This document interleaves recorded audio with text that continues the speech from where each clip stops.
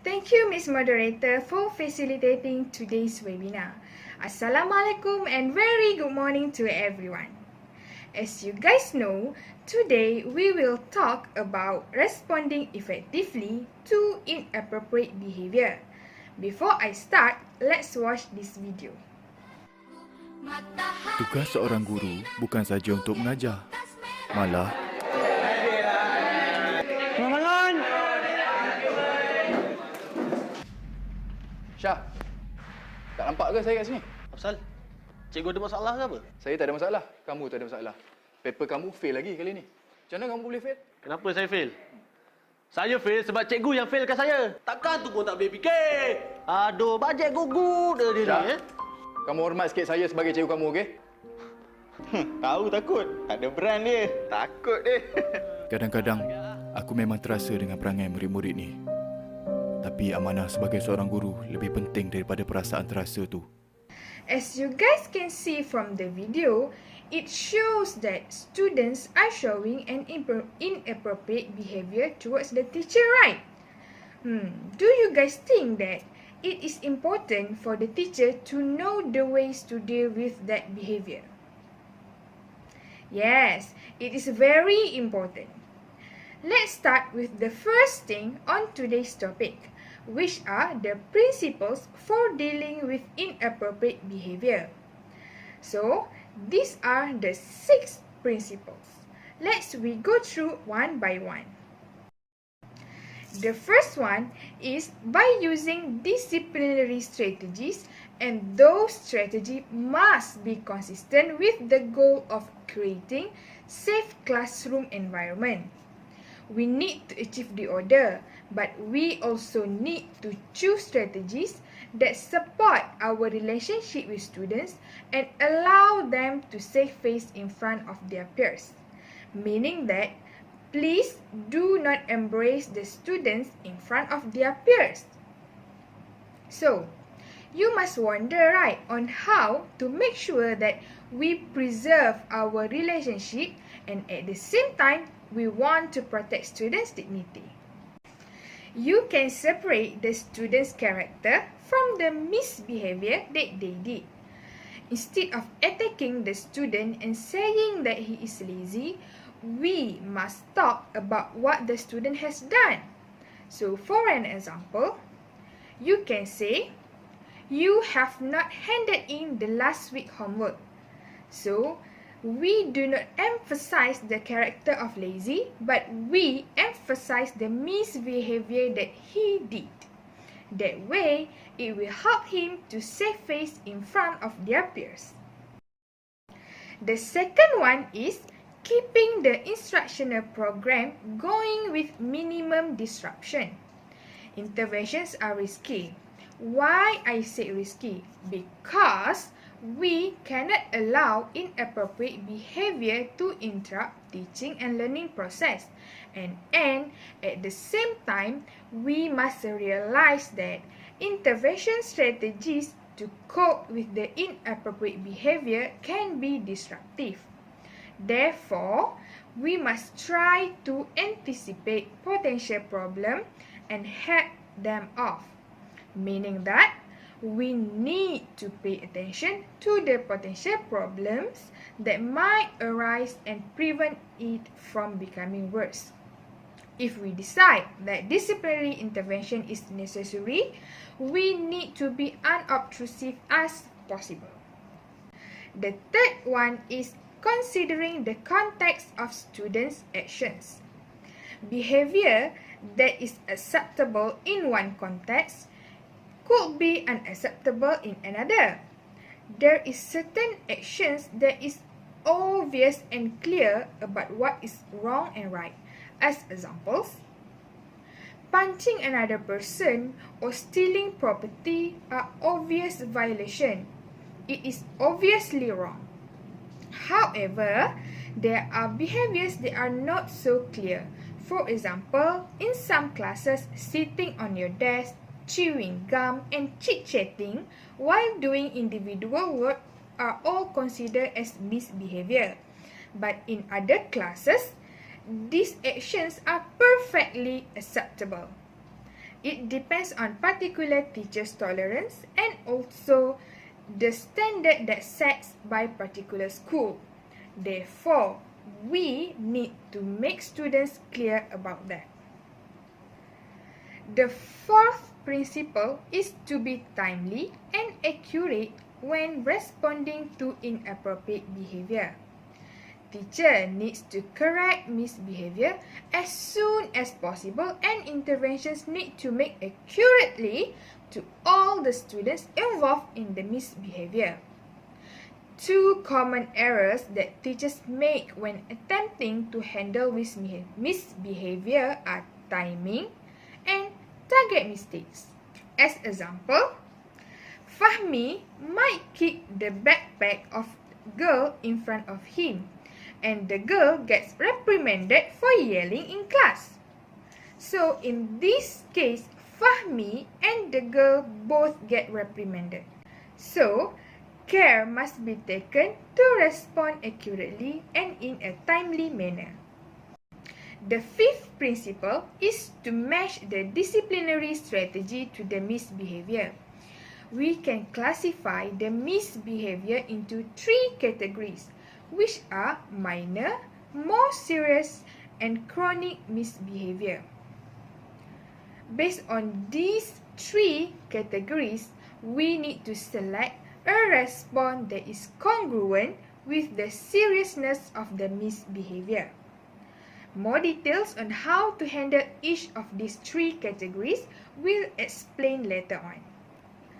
The last principle, which is the sixth principle, is to be culturally responsive. Culturally responsive means reflecting on the student's misbehavior by considering how this might be related to their race and ethnicity. As an example, Chinese students tend to be more intense and confrontational than Malay students. Teachers who practice Malay culture might see this behavior as rudeness, but teachers who view the behavior as a reflection of cultural norms are able to remain calm and consider a variety of options. In this case, teachers can discuss the classroom norms and the need to turn-taking in large groups. The next things that we will talk today are the strategies for dealing with minor misbehavior. As I mentioned before, we can classify misbehavior into three categories, right? So, minor misbehavior is the first category that you should know. An example of this minor misbehavior is like noisiness.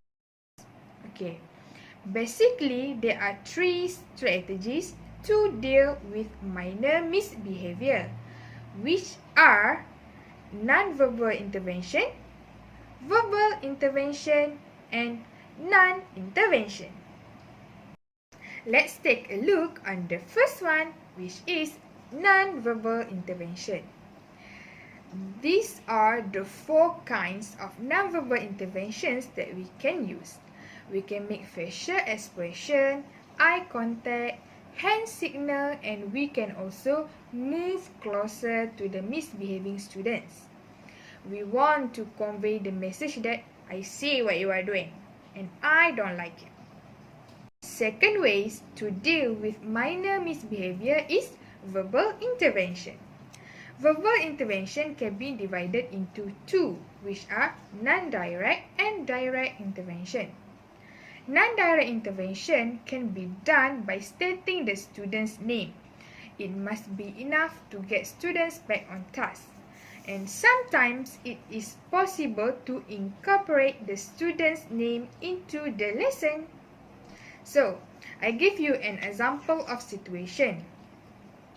When you see a student, for example, Esra, is slouching down in her seat and appears inattentive to lesson, you can say, let's say Esra is sick and doctor suggests that she should eat foods that contains vitamin C. So, what kinds of food that Esra need to eat? By doing or saying this, Ezra will sit up and pay more attention. The next one is calling on the students to participate. By doing this, we can capture students' attention and make them realize that we know what's going on in the classroom. The last one is using Imessage. Imessage contains 3 parts. The first one, teacher describe the unacceptable behavior of student. The second one, teacher describe the effect of that behavior on teacher. And lastly, teacher states their feeling regarding the behavior. So, example of Imessage.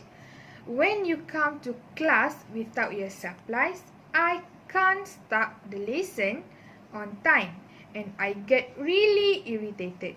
So, this is example of Imessage that contains all the 3 parts that I have mentioned. And I am sure most of us are not used to speaking this way. And it can seem awkward, but with practice, we can be better. Practice makes fluent. These are the advantages of Imessage. It can minimize negative evaluations on students because it focuses on teacher, not students. Second, it can also avoid using extreme words such as always and never because certain teachers often use sentences like you always forget or you always late. So, Imessage will prevent teacher from using that words. And the third one, it can also promote sense of responsibility because Imessage shows students that their behavior has consequences on teachers. Now, let's take a look on direct verbal intervention. Teacher need to remind students about the rule that is being violated. For example, we can say, when someone is talking, everyone else is supposed to be listening. And if inappropriate behavior is widespread, we need to review rules with entire group. This might happen after a holiday or a vacation because students might forget about the rules. Next is giving students a choice between behaving appropriately or receiving a penalty. Example, you can say, if you can't handle working in your group, you will have to return to your seat. This statement not only warns students that a penalty will be invoked if the inappropriate behavior continues, but also emphasize that students have real choices about how to behave and the penalties are not imposed without reason. The last strategies to deal with minor misbehavior are to choose deliberate non-intervention. So, non-intervention is only used when misbehavior is extremely brief and unobtrusive to the lesson. In the case that an intervention can be more disruptive than the student's behavior. For example, 2 boys quietly exchanged a comment while teacher giving directions. So these 2 boys here did not disrupt the lessons, and if the teacher tend to give attention to these 2 boys, it is actually more disruptive. That is all from me. I pass the floor to the second speaker, Aziza Afika. Thank you for your time. Okay, thank you, Miss Moderator. Okay, for the next point, let's look at the strategies for dealing with more serious misbehavior. Let's look at. Okay, before that, as you can see in the slide, the card say the student will forget what we say, but the student will not forget how we made them feel. So how? What do you think? Okay, next. Okay, before we proceed, let's look at the 4 major points that I will discuss today. the first point, which is about the select penalty. We have 7 types of select penalty. And the second point, we will talk about how we impose the penalty while preserving the relationship. And the third point, which is we will talk about how we must be consistent. And the fourth point, we will talk about we don't need to penalize the group for individual misbehavior. So let's we look at the first point of this topic. Okay, let's we look at the first major point, which is a select penalty. Okay, we have a 7 type of select penalty. Let's we look at the first one, which is a mandatory private conference. Okay, when we say about a private conference, it means that we have a privacy session between the misbehavior student and the teacher. Mostly, the teacher will use a free period time or after the school to make a private session. Okay, and mostly it happen when students do not respond to the non-verbal cue or verbal reminder.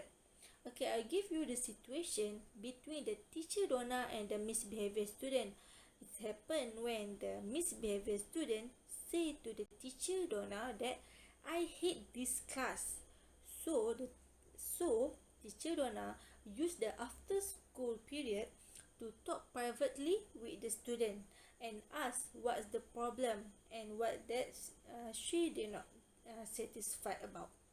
Okay, next we look at about the loss of privilege. Okay, privilege here I talk about the special advantage. It means that we take something special from the misbehavior student, like a chewing gum, working with friend, or their free time. Okay. Okay, the third point is about the re-isolation from the group. That means when we have a misbehavior student in the group that will disrupt other, we have to remove them so that they not disturb other. Okay, in this situation, we have in the group we have one misbehavior student, and we ask the student to go to the back of the class and reflect about themselves so that they will not affect others. Okay. Alright, let's we look at another 4 selected penalty. Okay, the fourth point is about exclusion from the group. The group here we classify as the class. Another name for exclusion from the group is we call kicking kid out strategy that reserved for major disruption. Alright, and we have 2 situations for exclusion from the class. The first point is the teacher put the misbehavior student to stay outside the class for 10 or 30 minutes. Or the second situation is the teacher put the misbehavior student to stay another class. Oh, in my school time, I have experience where the teacher from another class bring this misbehavior student to stay in our class. It feel awkward. Okay. Alright, the fifth point is about detention. Detention here is like class tahanan, right? Okay. In this detention, the student have to stay in the class for 45 minutes to reflect themselves. But mostly the teacher like to use a private conference so that students know what their problem. Okay, and the sixth point is about the writing reflection. During my school time, I have a lot of experience about writing reflection because I not finish my homework. Writing reflection, when we do writing reflection, it will make ourselves to feel more responsible another time. Okay, in my situation, I not finish my homework, so I have to write. I will finish my homework 400 times. Okay, and the last point for selected penalty is call parents or parental contact. It's like when the student use the repeatedly forgot. I forgot bring my homework. I forgot to bring my book. If I forgot to bring this and that, and another problem also that student like to skip the class. So we have to call the parents. Okay, let's we look at the second major point. Okay. Okay, let's we look at the examples of penalties that I will show you based on the picture. Okay, the first picture, as we can see the repetitive statement, which is I will not stop in class. That means the teacher use penalty, the writing reflection.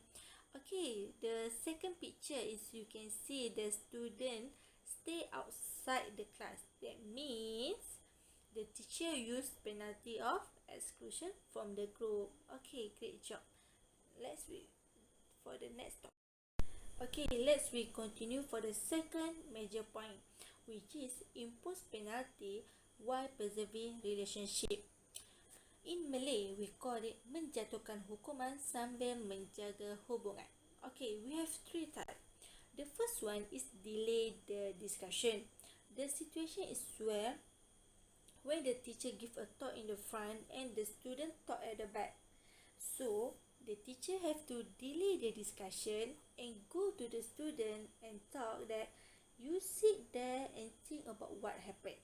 I will talk to you in few minutes. Okay. By doing that, the teacher get advantages. The first one, the teacher able to continue with the lesson. And the second one, the teacher able have the chance to calm down. Okay, take a breath. Okay, and the third one, which is the advantages, is the teacher have a possibility to talk privately with the student.